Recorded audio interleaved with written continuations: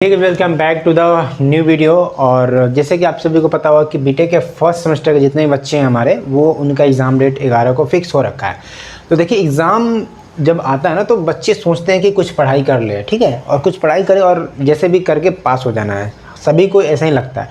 और हमने 4 साल के एक्सपीरियंस में मैंने यही एक्सपीरियंस किया है कि हर बार अपने आप को हम प्रॉमिस करते हैं कि यार इस सेमेस्टर नहीं, अगले सेमेस्टर से अच्छे से पढ़ाई करेंगे, बस इस बार मेरा जान बच जाए, इस बार बस हम पास हो जाए कैसे भी करके।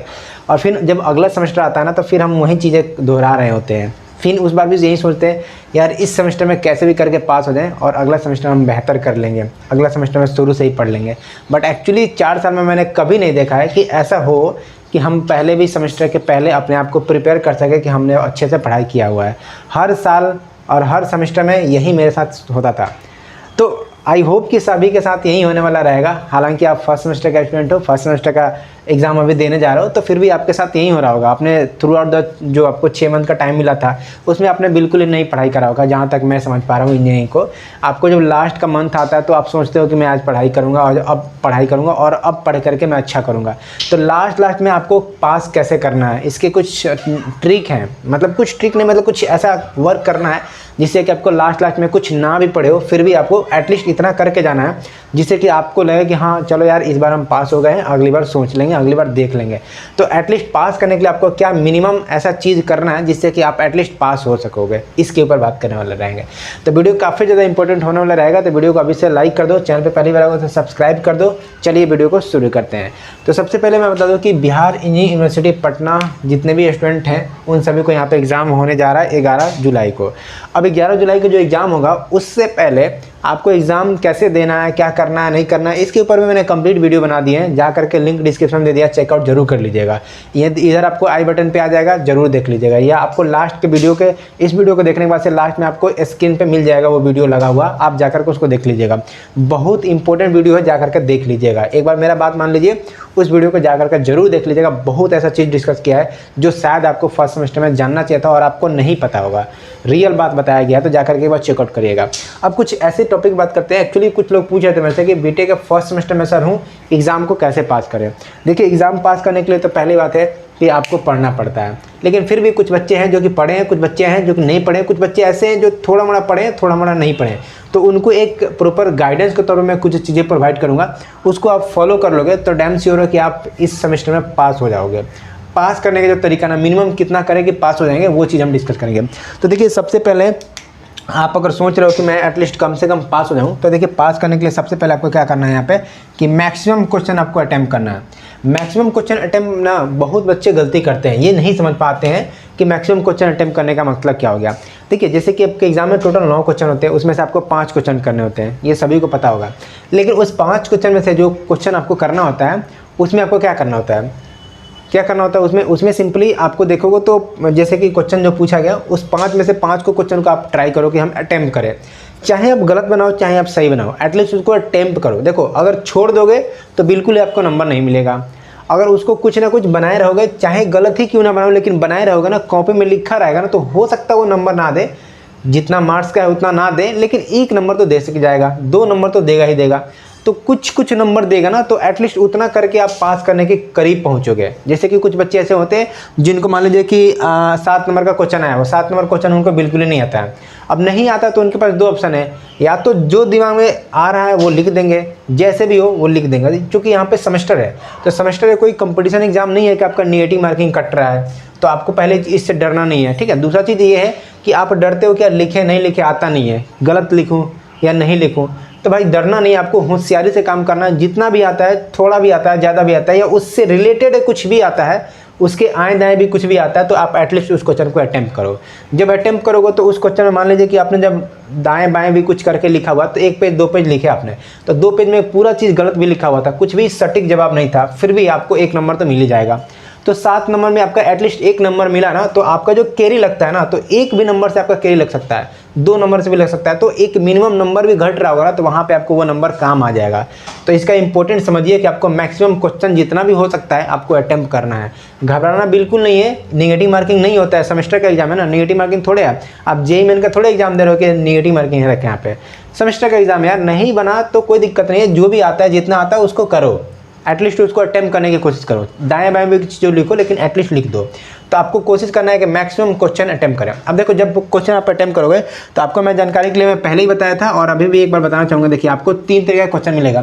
पहला 2 नंबर क्वेश्चन, दूसरा 7 नंबर क्वेश्चन और तीसरा आपको 14 नंबर क्वेश्चन। तो जो 2 नंबर का क्वेश्चन रहेगा उसको मैंने आपको पिछले वीडियो में बताया था कि इसमें आपको 3 वैरायटी क्वेश्चन मिलेंगे। फिल इन द ब्लैंक मिलेगा, या तो ऑब्जेक्टिव मिलेगा, नहीं तो आपको 1 लाइनर क्वेश्चन लिखने मिलेगा। तो जो 2 नंबर का क्वेश्चन है ना, इन सारे क्वेश्चन को आपको अटेम्प्ट करना है, ऑल क्वेश्चन को अटेम्प्ट करना है। ऐसा गलती मत करना कि हालांकि उसमें बोला जाए कि 7 ही क्वेश्चन बनाना है, 9 ऑब्जेक्टिव रहेगा, 7 ही बनाना होता है। तो मान के चलते हैं कि 7 ही बनाना है, लेकिन आप कोशिश करना कि मैक्स टू मैक्स हम ऑल अटेम्प्ट कर लें। क्या होगा ज़्यादा वो नंबर जो सही रहेगा उनको काउंट कर लेंगे, जो गलत रहेगा वो तो ऐसे भी गलत है, छोड़ दोगे तो भी वो नहीं काउंट होगा। तो एटलीस्ट सभी क्वेश्चन को करने की कोशिश करना। तो जितना हो सकता है आप जो भी 2 नंबर का क्वेश्चन रहेगा, फिल इन द ब्लैंक या आपका 1 लाइनर क्वेश्चन रहेगा या ऑब्जेक्टिव क्वेश्चन रहेगा, उसको पूरे के पूरे सॉल्व करना है। और ये कंपलसरी होता है, तो इसको 100% आपको सॉल्व करना ही करना है, छोड़ना इसको बिल्कुल नहीं है। और यहाँ पे जो 2 नंबर का क्वेश्चन है ना, ये एकदम 1 लाइनर क्वेश्चन होता है। यहाँ पे आपको मेहनत भी कम लगेगी और जल्दी बन भी जाएगा, समय का ही बचत होता है। तो इसको आपको एटलीस्ट अच्छे से करना है। और ये क्वेश्चन जो करना है ना, आपको कहाँ से करना है ये भी बड़ी बात होती है। तो देखिए ये ऑब्जेक्टिव क्वेश्चन होते हैं, तो आपने थ्योरी जहाँ से भी पढ़ रखा हो, न्यूमेरिकल जहाँ से भी कर रखा हो, उसको बस पढ़ना एक बार ऐसे पलट लोगे ना रिवीजन के तौर पे, तो ये सब क्वेश्चन बन जाते हैं। तो ये सब क्वेश्चन आपको अच्छे से करके जाना है। एटलीस्ट इतना कर लोगे तो 7 नंबर आपका यहाँ से कंफर्म हो जाता है। 7 में देखो यहाँ पे एक्चुअली देखा जाए तो 14 नंबर का होता है, चूँकि 7 क्वेश्चन करना तो 7 नंबर का 14 नंबर होता है। तो मैं मान के चलता हूँ कि क्वेश्चन कुछ गलत भी है तो यहाँ पे 7 नंबर मैं मान के चलता हूँ कि आपको 7 नंबर का क्वेश्चन, देखो मैं काउंटिंग भी दिखाऊंगा आपको पास कैसे करना है। देखो 7 नंबर हमने यहाँ से ला दिया। ऑब्जेक्टिव का 2 नंबर जो क्वेश्चन है, इसमें 14 क्वेश्चन, इसमें टोटल 9 क्वेश्चन होते हैं। 9 में आपको कितना 7 करना होता है। तो 7 में से मैंने 7 को तो सही नहीं कर सकता हूँ। मान लीजिए कि मैंने यहाँ पे कुछ ही क्वेश्चन को सही करा, तो इसमें से मान सकते हैं कि कुछ ही क्वेश्चन सही हुआ, तो इसमें से मान सकते हैं कि मेरे को यहाँ से 7 नंबर आ रखा है, तो ये 7 नंबर यहाँ पे लिख दिया। आपको दिखाऊंगा मैं लास्ट में कैसे पास हो जाते हैं हम लोग। तो यहाँ से उम्मीद करते हैं कि जो भी बच्चे हैं उनको ये क्वेश्चन पूरे अटेम्प्ट करते हैं तो एटलीस्ट 7 नंबर वहाँ से गेन कर सकते हैं। क्लियर हो गया। अब 7 नंबर आपको यहाँ से आ गया। दूसरा टाइप का जो क्वेश्चन होता है वो 7 नंबर का क्वेश्चन होता है। 7 नंबर का क्वेश्चन आपको पता होगा कि एटलीस्ट आपको 2 क्वेश्चन करना है। कितना करना है? At least 2 question. एटलीस्ट का मतलब होगा कि कम से कम 2 क्वेश्चन करना है। इससे ज़्यादा आप क्वेश्चन को कर सकते हो, कोई दिक्कत नहीं, अच्छी बात है आप कर सकते हो। लेकिन ना भी बने एग्जाम में ना क्वेश्चन, फिर भी आप एटलीस्ट कोशिश करो कि 2 क्वेश्चन को हम अटेम्प्ट करें ही करें। 2 क्वेश्चन आपको जैसे भी हो करना ही करना है 7 नंबर क्वेश्चन के लिए। एटलीस्ट आप 2 क्वेश्चन में अटेम्प्ट करते हो तो देखो क्या हो जाएगा। ये 7 नंबर का था तो 2 क्वेश्चन करोगे तो कितना हो गया? 7 गुना का 14 नंबर आपको यहाँ से आ गया। अगर पूरा दोनों क्वेश्चन सही रहा तो। लेकिन 14 में मान के चलो कि आपने कुछ गलती कर रखा है, कुछ भी गलती आपने कर रखा है, तो यहाँ पे मान के चलते हैं कि आपको 4 नंबर कट गया, 4 नंबर आपको कट गया, ठीक है। तो आपको मान के चलते हैं हम कि 10 नंबर यहाँ से आप गेन कर सकते हो। कितना गेन कर सकते हो? 10 नंबर। 4 नंबर मान लेते हैं कि गलती से कट भी गया, 2 क्वेश्चन था, दोनों क्वेश्चन पे 2-2 नंबर कट भी गया, तो 5-5 नंबर दिए। 7-7 नंबर का क्वेश्चन था ना, तो 7 दूना 14 तो 2-2 नंबर कट भी लिए, तो 5-5 नंबर दिए हमको, तो 5 दूना 10 नंबर यहाँ से हम लेके आ सकते हैं। तो आपको यहाँ पे आप टोटल कितना आ चुका है? 17 नंबर आ चुका है। अब देखिए आपको क्या करना है। एटलीस्ट मैं तीसरे नंबर में क्या कर रहा हूँ कि तीसरे नंबर में आपको क्या करना है, एटलीस्ट यहाँ पे भी आपको 14 नंबर का जो क्वेश्चन है एटलीस्ट आप इसको सही करो। एटलीस्ट जो है कि आप इसको इसको भी एक एटलीस्ट करो ही करो, और वो भी अच्छे से करो। कम से कम आपको एक क्वेश्चन करना ही है। मेजोरिटी ऑफ स्टूडेंट यही होता है ना कि जो 14 नंबर का जो क्वेश्चन आता है ना, ये 14 नंबर क्वेश्चन, ये जो 14 नंबर क्वेश्चन आता है ये ना थोड़ा सा टिपिकल्ट होता है, थोड़ा सा लेंदी होता है, थोड़ा सा आपको न्यूमेरिकली होता है, एंड थोड़ा सा इसमें अगर थ्योरी भी डाला है तो थ्योरी न्यूमेरिकल दोनों मिला के देता है। तो कुछ बच्चे ऐसे करते हैं कि ये 7 नंबर का जो 14 नंबर क्वेश्चन है इसको छोड़ देते हैं, बोलते हैं यार नहीं बनना, छोड़ देते हैं, 7 नंबर का क्वेश्चन करने से मेरा काम बन जाता है, हम वहीं से पास हो जाएंगे, हम 14 नंबर का क्वेश्चन को अटेम्प्ट ही नहीं लेते हैं। लेकिन ये मूर्खता का काम मत करना। आपको ऐसा गलती करोगे तो बहुत अच्छे से आप फंस जाओगे। आपको कतई ये नहीं सोचना है कि 14 नंबर का क्वेश्चन हमको नहीं बना तो छोड़ देते हैं, केवल 7 नंबर और ये ऑब्जेक्टिव क्वेश्चन करके हम पास हो जाएंगे। कतई नहीं होता है ये। आप केवल इन दोनों पोर्शन को कंप्लीट करोगे ना, इसको कंप्लीट नहीं करते हो तो फिर आप फंस सकते हो। आपको रिस्क नहीं लेना। एटलीस्ट नहीं भी आता है फिर भी, जैसे मैंने माना कि आए दाएं भी लिख के एटलीस्ट आपको ये 7 नंबर 14 नंबर क्वेश्चन को एटलीस्ट एक करना है। तो एट एनी हाउ आपको क्या करना है, एटलीस्ट इस एक क्वेश्चन को आपको करना। अब इस एक क्वेश्चन करने से फायदा क्या होगा? देखो दाएं आए जैसे भी लिखा आपने, 14 नंबर क्वेश्चन था, 4 नंबर भी काट लो भाई, कोई फर्क नहीं पड़ता है। 4 नंबर भी काट लो, मेरे को कितना देंगे? 10 नंबर तो देंगे ना, 10 नंबर तो देंगे ना। तो 10 नंबर यहाँ से आपको लेकर आ सकते हो। तो 10 नंबर यहाँ से अब जोड़ो इसको, 10 10 20 और कितना हो गया? 7 27 हो गया। अभी 27 में से भी मान के चलता हूँ कि 2 नंबर और कट लेते हैं वो लोग। 2 नंबर और कट लो सर, मुझे कोई फर्क नहीं पड़ता। 2 नंबर मैंने गलती तो आंसर दिए थे ना, कुछ होंगे जो टीचर अच्छे से कॉपी को चेक कर लेंगे तो 2 नंबर और काट लेंगे, तो कोई फर्क नहीं पड़ता। हम 2 नंबर और कटवा लिए तो कितना बन गया टोटल 25 बन गया। अब 25 आपको पता होगा कि ये पासिंग मार्क होती है। 25 is your passing mark out of 70 में से आपको 25 आता है तभी आप पास करते हो। तो अब देखो यहाँ पे पासिंग मार्क आपको कैसे आया 25 समझ में आया ना। अगर एक भी इस स्टेप से एक भी अटेम्प्ट से आपने गलती कुछ कर दिया ना कि एक अटेम्प्ट इसमें कम ले लिया, एक अटेम्प्ट इसमें कम ले लिया, एक इसमें कुछ छोड़ दिए, तो फिर भाई गेम चेंज हो जाती है, फिर पास करने की आप उम्मीद नहीं रखते हो। तो एटलीस्ट आपको पास करना है ना, तो पास करने का लिए ये फंड आपको अपनाना पड़ेगा। समझ में आ गया ना, क्लियर जो बात है मैंने बता दिया। जो मैंने 4 साल में आपको अनुभव जो मैंने किया ना, 4 साल का मैंने बीटेक कंप्लीट किया, तो जो 4 साल मैंने चीज़ों को समझा ना, वो इस तरीके से मैंने समझा है। मैंने भी कई सारा पेपर जो थे ना अपने दोस्तों को मैंने देखे हैं कि कुछ मतलब अच्छे से तैयारी नहीं होता था, तो वो लोग मेरे से पूछते थे कि पंकज सर या पंकज भैया, जो जूनियर होते थे वो सर ही बोलते थे, एंड मेरे बैचमेट लोग बोलते थे पंकज यार कुछ ऐसा ट्रिक्स बताओ, तुम यूट्यूब पे वीडियो बनाते हो यार, दूसरों को गाइड करते हो, मुझे भी ज़रा बताओ। तो मैंने ये सब ट्रिक अपने दोस्तों को बता रखी है, तो वो लोग पास भी करते थे। मैंने देखे हैं कि एक बच्चा ना 26 पे जाके अटक गया, मेरे दोस्ती है, वो डिप्लोमा का दोस्त है, ठीक ना, डिप्लोमा में भी सेम चीज़ें करा था, तो उसमें मैंने गाइड किया था, वहाँ तो 26 पे जाकर अटक गया था। बट हाँ, ये स्ट्रेटेजी उन्होंने फॉलो करा था, तो 26 पे जाकर अटक गया था, लेकिन एटलीस्ट 25 तक आर था, तो मतलब पास हो गया था। उस पेपर में उसको कैरी नहीं लगा था। ये सारे पेपर के लिए आपको अप्रोच अप्लाई करना है ऐसे, तो एटलीस्ट आप सेफ जोन में रहोगे कि यार सेफ है, हम पास हो सकते हैं। और इससे यदि आप मिस्टेक करते हो ना, तो आप कंफर्म करता हूँ कि आप अगर इसको एक भी स्टेप मिस करते हो तो मे भी चांसेस है कि आप 25 के नीचे चले जाओगे, आपको कैरी लग जाएगा। तो कैरी से ही बचना, आपको पास एटलीस्ट करना तो इतना करना पड़ेगा। एंड आई होप कि आपको समझ में आ गया होगा कि पास मुझे कैसे करना है। तो ये जो बच्चे मिस्टेक करते हैं ना कि मैक्सिमम क्वेश्चन अटेम्प्ट करने से डरते हैं, आपको डरना नहीं है। आप सेमेस्टर का एग्जाम दे रहे हो, आप किसी यूपीएससी बीपीएससी और जेई मेन और एडवांस का क्वेश्चन पेपर नहीं सॉल्व कर रहे हो वहाँ पे कि नेगेटिव मार्किंग है। नेगेटिव मार्किंग तो है नहीं, जो आता है बनाते हैं, नहीं आता है फिर भी कुछ ना कुछ बनाते हैं, तो 1 को नंबर तो देगा ना, वो तो एटलीस्ट तो देगा ना। तो ऐसे आप लोग स्ट्रेटेजी बना सकते हो। एंड दूसरा पॉइंट लिख रखा है, देखो कॉपी राइटिंग स्किल। देखो मैंने पिछले वीडियो में आपको बता रखा था कि कॉपी राइटिंग क्या क्या स्किल होना चाहिए था। पिछले वीडियो अगर आपने नहीं देखा हो तो जाकर के जरूर देखिएगा। मैंने आपको बहुत ही अच्छे से बताया है कि कॉपी राइटिंग का क्या स्किल होना चाहिए था। देखो कॉपी राइटिंग स्किल भी आपको पास करने के लिए बहुत महत्वपूर्ण होता है। कॉपी राइटिंग का क्या स्किल होना चाहिए था, कैसे आपको क्वेश्चन कॉपी में लिखना है, ये चीज़ मैंने पिछले वीडियो में कवर कर रखा है। तो उम्मीद करता हूँ कि आपने देख लिया होगा। नहीं देखे होंगे तो लिंक डिस्क्रिप्शन में है, या इस वीडियो के जस्ट बाद जाकर चैनल पर इसका पिछले वाला वीडियो ही वो डाला हुआ है, तो जाकर के जरूर देख लीजिएगा। आपको कॉपी राइटिंग स्किल पता चल जाएगा। फिर उस कॉपी राइटिंग स्किल से आपको काम करना। अगर यहाँ से आप स्किल काम करते हो तो यहाँ से जो कॉपी राइटिंग स्किल अगर आपके पास है ना अच्छे से, तो जो नंबर कटने के चांसेस हैं वो कम कटेंगे, और नंबर कम कटेंगे तो आपका नंबर अच्छा आएगा। तो ये स्किल आपको होना चाहिए था। उसके तीसरा पॉइंट हमने लिख रखा है, मिड टर्म का क्वेश्चन आपको मिला होगा या एंड पीवाईक्यू आपने देखा होगा। तो जो मिड सेमेस्टर के क्वेश्चन आते हैं वो भी ऐसा नहीं होते हैं कि वो क्वेश्चन फालतू के होते हैं, वो भी बेहतरीन क्वेश्चन होते हैं। वो भी जो क्वेश्चन सेट किया जाता है वो भी एमटेक एंड पीएचडी किए हुए टीचर लोग आपके कॉलेज में अवेलेबल रहते हैं, वो लोग ही सेट करते हैं। तो उनके पास भी प्रेजेंस ऑफ माइंड है, उनके पास भी एग्जाम का पैटर्न पता होता है, उनके पास भी पता होती है कि कैसे क्वेश्चन यूनिवर्सिटी पूछते हैं, तो उनको पता होती है कि कैसे क्वेश्चन देना है। तो भी जो मिड सेमेस्टर क्वेश्चन सेट करते हैं वो काफ़ी अच्छे क्वेश्चन सेट करते हैं, तो उनको भी हल्के में नहीं लेना है, उनको भी आपको देख के जाना है एक बार कि हाँ मिड सेमेस्टर है, तो वो जो क्वेश्चन है वो कैसे पूछे थे, कैसे पूछ सकते हैं, तो उनका भी एक ओवरव्यू आपको लेना है। मिड सेमेस्टर के क्वेश्चन को हल्के मत लेना, मिड सेमेस्टर के क्वेश्चन को भी आपको करके जाना है। मिड सेमेस्टर से क्वेश्चन से भी 1-2 क्वेश्चन आ जाते हैं समटाइम, क्योंकि जो क्वेश्चन सेटर होता है वो जो आपके कॉलेज में जो क्वेश्चन सेट करते हैं, जो यूनिवर्सिटी में क्वेश्चन सेट करते हैं, वो कोई अलग नहीं होते हैं, वो भी किसी न किसी इंजीनियरिंग कॉलेज के होते हैं फैकल्टी लोग, वो क्वेश्चन सेट करते हैं। कोई अपने यहाँ मिड सेमेस्टर भी क्वेश्चन सेट किया होगा तो हो सकता है 1-2 नंबर आ जाए, तो वो देख लीजिए आप लोग। तो ये मैं कहना चाह रहा हूँ कि मिड सेमेस्टर के क्वेश्चन हो गए, एंड पीवाईक्यू तो आपको करना ही करना है। पीवाईक्यू तो बिना किए जाना नहीं है। एटलीस्ट आपको पीवाईक्यू करने से आपको पैटर्न पता रहेगा, आपको क्वेश्चन का लेवल पता रहेगा, आपको ये चीज़ें पता रहेगी क्वेश्चन कैसे आते हैं, कहाँ से आते हैं, ये एटलीस्ट चीज़ें पता रहेंगी। तो आप जाकर वहाँ पे बर्डन फील नहीं करोगे, आपको महसूस होगा कि यार इस टाइप के क्वेश्चन करके आए हैं, इस टाइप का मुझे प्रॉब्लम आ रहा है, तो मुझे कैसे करना है इसका अंदाज़ा रहेगा, तो वहाँ पे करने में सहूलियत रहेगी, तो उसको आपको अच्छे से हो जाएगा एग्जाम हॉल में। तो ये चीज़ आपको करनी नहीं है।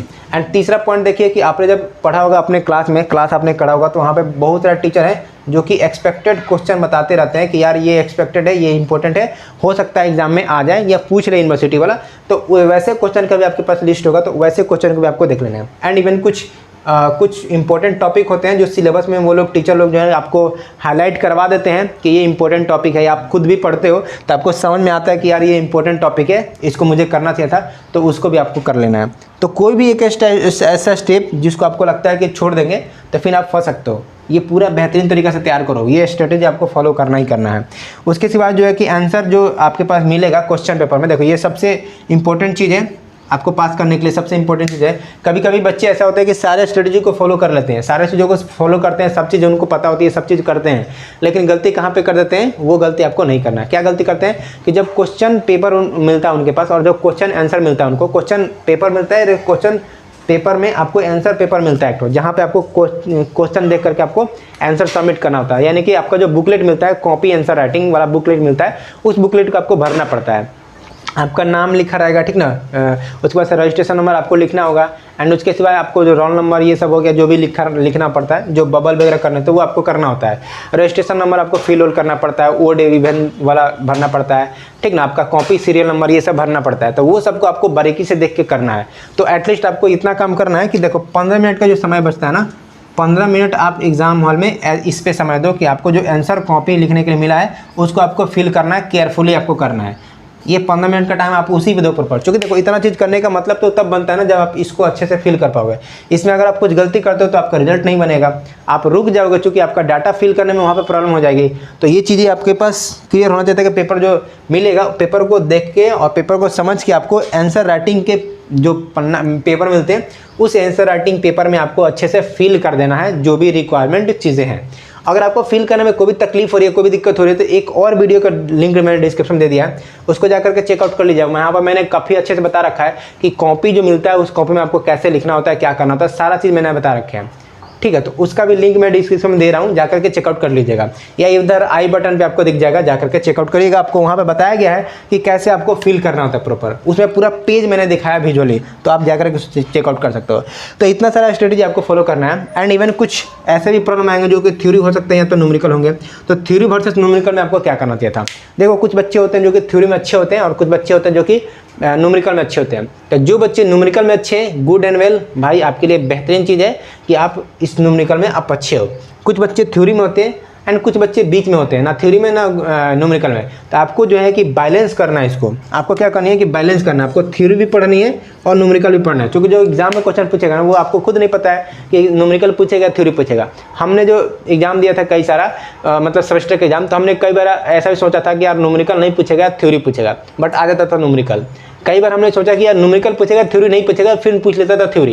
एंड कई बार तो ऐसा देखा गया कि जो 14 नंबर का क्वेश्चन आते हैं 14 मार्क के, उसमें न्यूमेरिकल भी पूछता है थ्योरी पूछता है, 2 कर देगा, ए बी कर देगा, सी भी कर देता है, ए बी सी भी दे देगा, 2 थ्योरी दे देगा, 1 न्यूमेरिकल दे देगा। अब बैठ के बनाओ आप थ्योरी तो आप लिख दिया, न्यूमेरिकल के लिए क्या करोगे।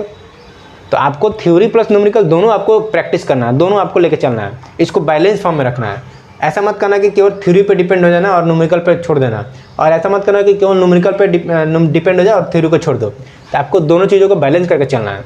तो मोर एंड लेस आपको ये चीज़ गाइडेंस के तौर पे मैंने बता दिया कि अगर बीटेक के फर्स्ट सेमेस्टर में आप हो और चाहते हो कि कैसे पास करें, तो ये मैंने आपको कंप्लीट बता दिया कि इस स्ट्रेटेजी के थ्रू आप जो है कि बीटेक के फर्स्ट सेमेस्टर को आप इजीली पास कर सकते हो। इजीली पास करना कोई मुश्किल नहीं है, बस इतना जो मैंने शर्त बता रखे इस शर्त को आपको फॉलो कर लेना है। एंड बाकी ऑल द बेस्ट सभी को। चलिए मिलते हैं नेक्स्ट वीडियो में। जो भी अपडेट है जैसे भी है मैं आपको डे बाय डे करके अपडेट करते रहता हूँ, तो इस चैनल को सब्सक्राइब कर लीजिए और ये नीचे कमेंट करके बताइए कि वीडियो आप कहाँ से देख रहे हो, हर एक डिस्ट्रिक्ट से आप देख रहे हो, जिस भी डिस्ट्रिक्ट से देख रहे हो आप इस वीडियो को नीचे कमेंट करना कि आप किस डिस्ट्रिक्ट से देख रहे हो। फिलहाल इस वीडियो में इतना रखते हैं, चलिए मिलते हैं नेक्स्ट वीडियो में। जय हिंद दोस्तों।